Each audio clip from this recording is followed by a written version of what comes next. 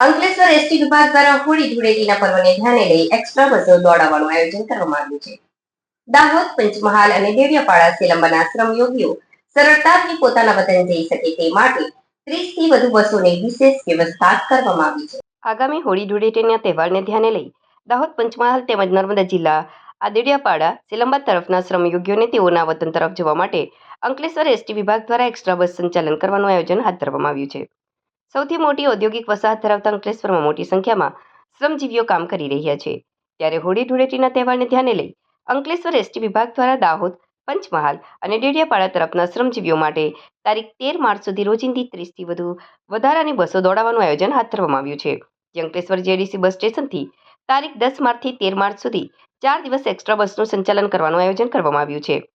શ્રમયોગીઓને વતન જવા અર્થે આખી બસ માંગણી કરવાથી એસટી આપના દ્વારે સૂત્ર હેઠળ તેમને તેમના કામ કરવાના સ્થળથી બસની સુવિધા ઉપલબ્ધ કરાવવામાં આવશે, જેથી તેઓ પોતાના વતન સરળતાથી પહોંચી તહેવારની ઉજવણી કરી શકે તેવી વિશેષ વ્યવસ્થા કરાઈ છે, તેમ ડેપો મેનેજર જેવી ગાવિતે જણાવ્યું હતું.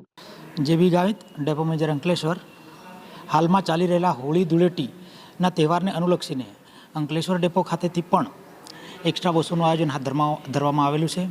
ખાસ કરીને અંકલેશ્વર જીઆઈડીસી એરિયો છે, જ્યાં મોટી મોટી કંપનીઓમાં કામ અર્થે આવેલા શ્રમ યોગીઓને પોતાના માદરે વતન આ જે તહેવાર સારી રીતે ઉજવણી કરી શકે તે માટે પહોંચાડવા માટે દર વર્ષની જેમ આ વર્ષે પણ ખાસ કરીને દાહોદ, ઝાલોદ, ગોધરા તેમજ સ્થાનિક લેવલે પણ ડેડિયાપાડા અને સિલંબા તરફનું પ્રવાસીઓને તેમજ આ શ્રમજીવીઓને પોતાના વતન પણ સારી રીતે પહોંચી શકે તે માટે રોજિંદુ અમારું 10, 11, 12 અને 13 તારીખ સુધીનું આયોજન હાથ ધરવામાં આવેલ છે. મોટાભાગનું સંચાલન અમારા જીઆઈડીસી બસ સ્ટેશન ખાતેથી અમે હાથ ધરેલું છે, જેમાં રોજિંદી 10 થી 12 ગાડીઓનું અમારું આયોજન રહે છે.